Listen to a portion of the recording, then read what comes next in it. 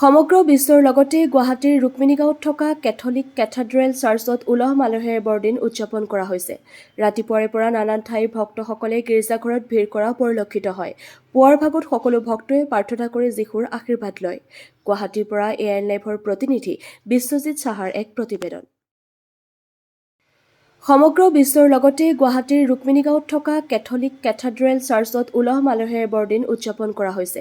ৰাতিপুৱাৰে পৰা নানান ঠাইৰ ভক্তসকলে গীৰ্জাঘৰত ভিৰ কৰা পৰিলক্ষিত হয়। পুৱাৰ ভাগত সকলো ভক্তই প্ৰাৰ্থনা কৰি যীশুৰ আশীৰ্বাদ লয়। গুৱাহাটীৰ পৰা ANLiveৰ প্ৰতিনিধি বিশ্বজিৎ সাহাৰ এক প্ৰতিবেদন। যিকোনো খবৰ আৰু বিজ্ঞাপনৰ বাবে যোগাযোগ কৰক 7896121996 লগতে 7002537271 আৰু 9854011916।